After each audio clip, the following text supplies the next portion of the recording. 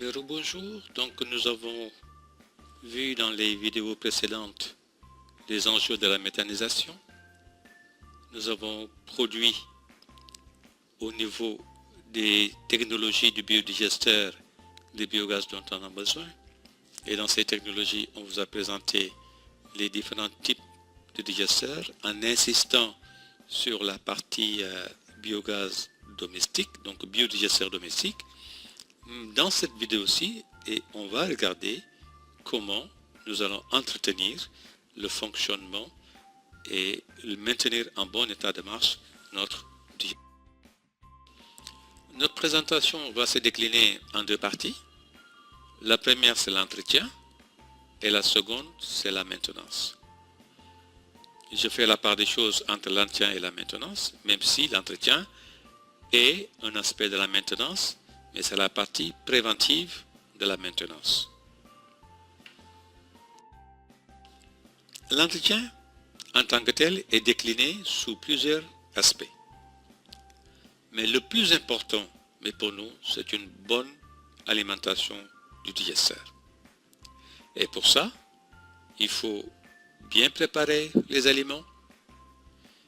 Il faut apporter les aliments dans une fréquence régulière, mais il faut également que l'alimentation soit équilibrée.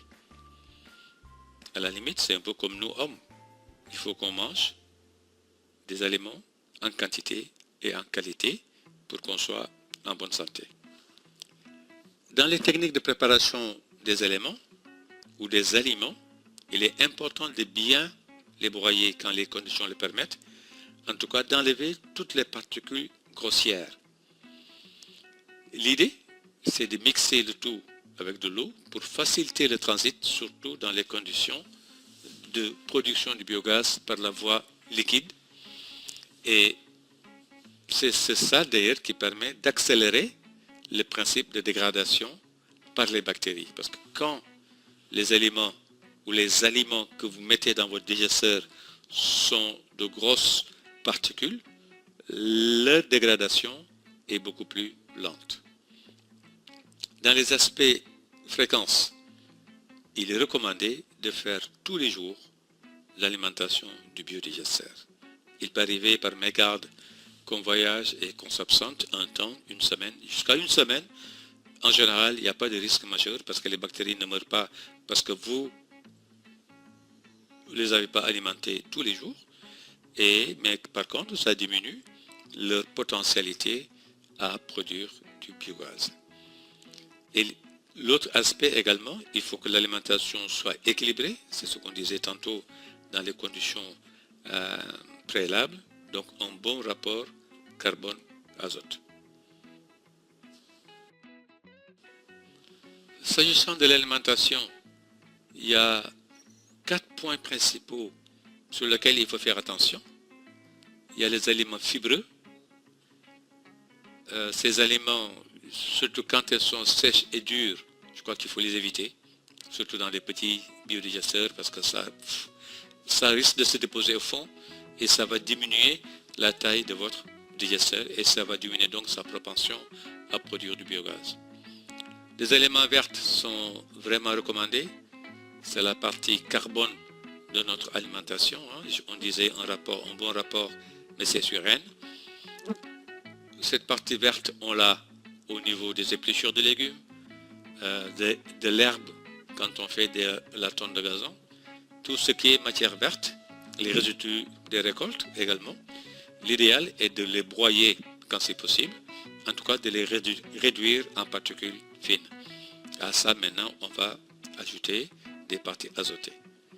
L'alimentation à éviter, c'est pas interdit, mais c'est vraiment quand on ne peut pas faire autrement. Donc mettez un peu de viande, du lait, des œufs. Le lait et la viande c'est moins gênant. Non, le lait et les œufs c'est moins gênant. Mais les viandes par contre ça contribue à augmenter les quantités d'azote et à déséquilibrer notre rapport carbone-azote. C'est pour ça d'ailleurs qu'on dit qu'il faut les éviter un peu.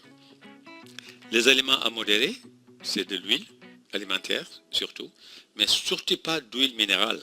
L'huile moteur là, il n'est pas fait pour le digesteur, il ne faut pas du tout, alors pas du tout l'utiliser.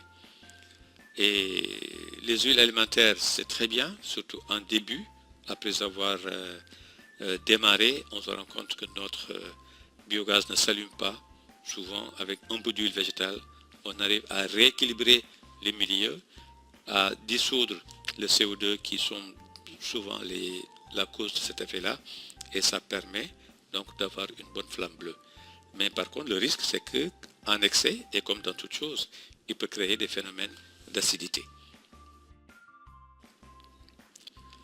Quant à la qualité de l'alimentation du digesteur, on a beaucoup insisté sur les rapports carbone-azote. Il faut vraiment apporter des éléments riches en carbone, mais également des éléments riches en azote. Et un bon rapport carbone-azote, comme on a dit, il doit être compris entre 18 et 25. Là, ici, vous avez quelques indications sur le ratio carbone-azote compris dans certaines déjections. Par exemple, les excréments humains, ils ont un ratio C sur N égale à 8, donc ils sont largement inférieurs à la branche recommandée qui est de 18. Les excréments du porc sont le début vraiment d'un bon rapport carbone-azote. Ensuite, les ovins, les bovins. Les bovins restent d'ailleurs au niveau, en tout cas de la partie animale, ce sont les bovins qui ont le meilleur rapport carbone-azote. C'est pour ça d'ailleurs, il est recommandé souvent de démarrer notre activité avec de la bouse de vache, donc des excréments bovins. Alors, une fois qu'on a alimenté, maintenant il y a un certain nombre de circuits auxquels il faut veiller.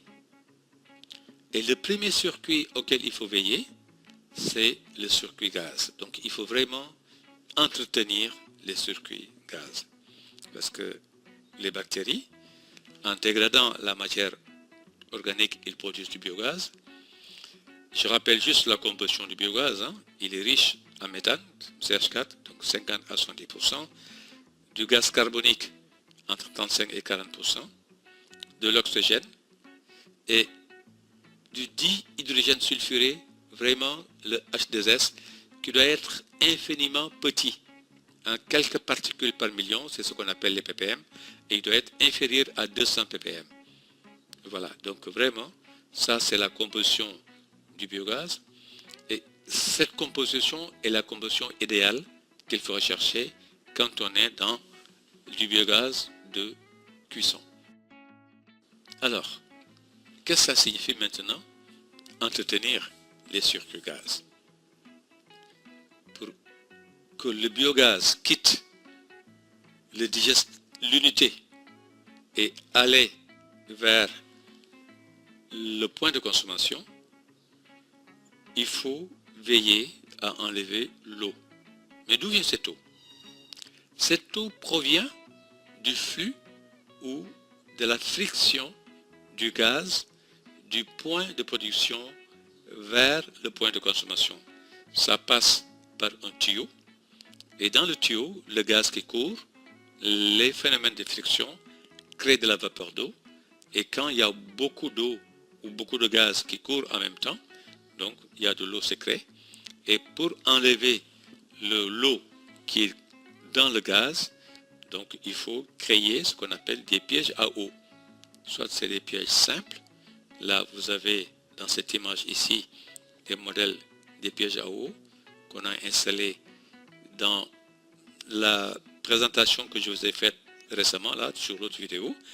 Donc ce sont ces modèles des pièges à eau qu'on a installés dans le restaurant juste avant que le biogaz ne rentre dans l'unité de production d'énergie. Donc il passe d'abord, là il arrive, il passe dans ce piège à eau. L'eau qui est plus lourde reste ici et le gaz poursuit son chemin là. Donc du coup, l'eau à un moment donné, on ouvre ici une vanne et on récupère l'excédent d'eau. Et c'est juste un phénomène de condensation qui se passe, et donc il faut régulièrement ouvrir les pièges à eau pour récupérer ou enlever l'eau qu'il y a dans le biogaz. Alors, pour enlever le dihydrogène sulfuré, qu'on appelle communément H2S, donc nous avons souvent dans nos installations des filtres à H2S. On va vous les montrer dans le slide qui va suivre. Donc ces filtres H2S sont souvent remplis de granulés d'oxyde de fer, ou on peut aussi ramasser de la limaille de fer qu'on peut ramasser dans les menuiseries métalliques là. Et on remplit notre circuit, on fait un contenant dans lequel on pose l'oxyde de fer ou la limaille de fer, qui ont la particularité de fixer le dihydrogène sulfuré qui est produit par le biogaz. Ça, c'est sur les petites installations. Donc la même chose se fait également dans les grandes installations. Il y a cette partie physique de fixation de la limaille de fer, du dihydrogène sulfuré. Mais on fait aussi un traitement biologique en insufflant un peu d'air dans le digesteur.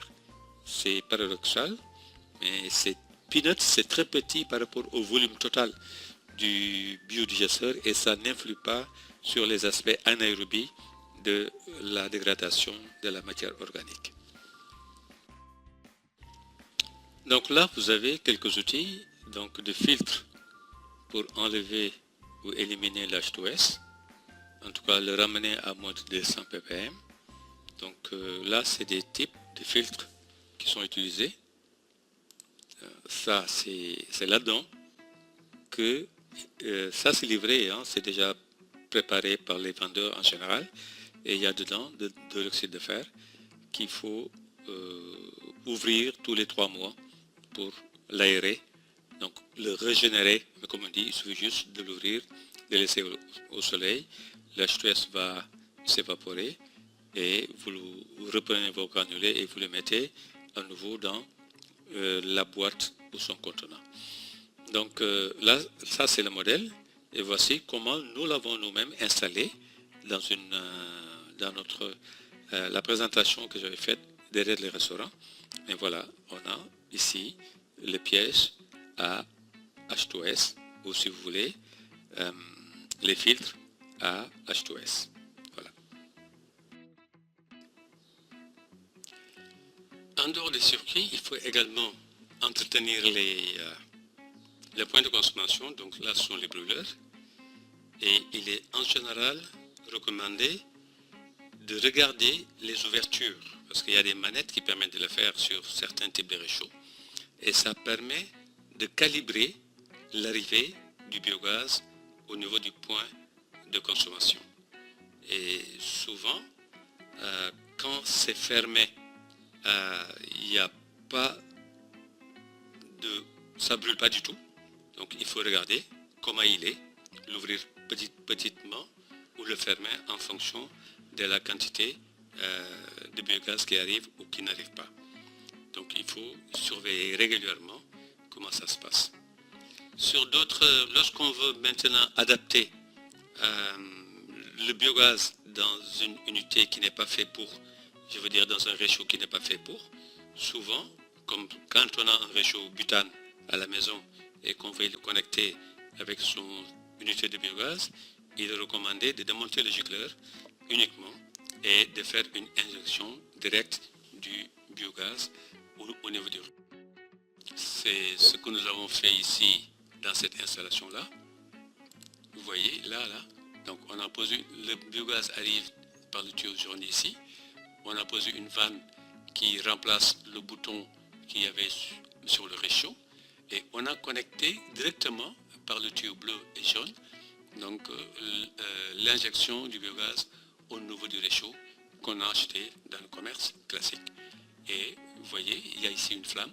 Donc quand on ouvre notre vanne et qu'on met une flamme, donc le réchaud s'allume et on fait l'activité pour laquelle il est prévu.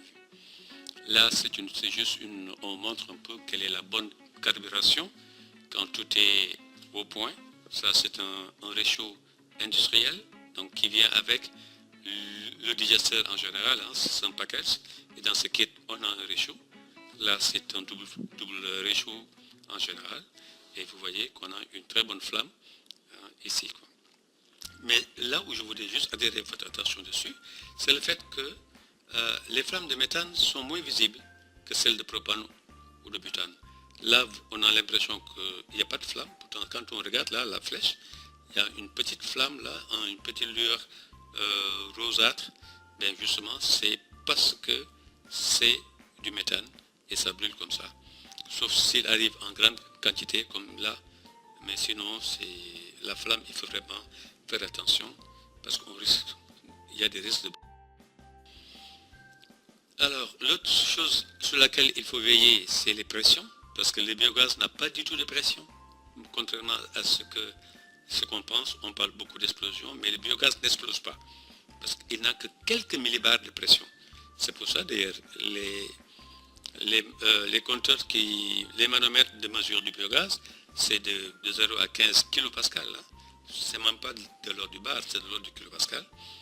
Et pour maintenant s'assurer qu'il y a une pression, nous avons des sacs de sable dans ce cas précis. Et ces sacs de sable, là, il y en a 48 dans le modèle Home Biogaz. Et on les insère dans les poches qui sont prévues pour. Et on le pose au-dessus du gazomètre. Et comme ça, on exerce une pression de 48 kg sur l'ensemble du gazomètre. Et ça permet d'augmenter le flux du gaz, du biogaz, donc, du point de production au point de consommation. On peut aussi mettre dessus, en plus, une pompe à biogaz. Ça, c'est le cas, c'est le cas de l'installation qu'on a fait au restaurant et qu'on vous a présenté récemment. On a couplé notre unité de biodigesteur avec une pompe à biogaz solaire, cette fois-ci, pour rester dans des processus bas carbone, et nous avons pompé, donc aspiré plus rapidement pour avoir la belle flamme bleue que vous avez vue précédemment. Un autre aspect auquel il faut faire attention sur les circuits gaz, c'est l'étanchéité. Il faut s'assurer vraiment qu'il n'y a pas du tout de fuite. Donc une fois par semaine, il faut regarder ou resserrer tous les points de jonction. Tous les colliers et les joints doivent être revus, resserrés, pour s'assurer qu'il n'y a pas du tout de fuite. Et une fois qu'on a fait les serrages idoines, faites des tests de fuite en utilisant de l'eau savonneuse. Et une fois que vous faites passer de l'eau savonneuse sur les points de jonction, quand il y a de la fuite, des bulles se forment. Et à ce moment-là, vous prenez les mesures idoines, soit vous remplacez les joints, ou bien vous refaites les serrages qu'il faut, jusqu'à ce qu'il n'y ait plus de fuite du tout. En gros, ça c'était les aspects maintenance, entretien. Les aspects maintenance, c'est lié à des problèmes constatés, les causes éventuelles et les solutions potentielles. Je ne vais pas insister outre mesure. Dans l'ensemble de la présentation, on a listé un certain nombre de problèmes, les causes et les solutions préconisées. Je vais juste vous laisser vous référer à ça. Et comme ça, on a présenté un certain nombre de cas sur lesquels vous pouvez être confronté à ça. Donc ça, c'est un peu la suite des cas qu'on a recensés en termes de maintenance curative. Par exemple, ici, les réchauds ne s'allument pas. Même après la première, les réchauds ne s'allument pas. La raison, c'est qu'il y a beaucoup de gaz, beaucoup de CO2 dans le gaz, mais il y a de l'eau dans la tuyauterie. Donc ici, il n'y a pas beaucoup de choses à faire, il faut juste libérer le gaz. Et quand il s'agit de l'eau dans la tuyauterie, il faut ouvrir les vannes et laisser l'eau s'écouler tout simplement. Donc il faut juste purger le biogaz en ouvrant le robinet du piège à eau. Donc là, c'est d'autres cas de problèmes rencontrés et l'explication possible et les solutions. C'est la même chose aussi dans ce slice-là et la même chose dans ce slice-là aussi. Donc, une fois qu'on a produit notre biogaz, on a maintenu nos installations, on a entretenu et réparé. Maintenant, on va regarder les autres aspects de la méthanisation, qui est le digestat, qui est le coproduit de la méthanisation. Ça sera l'objet de la prochaine vidéo.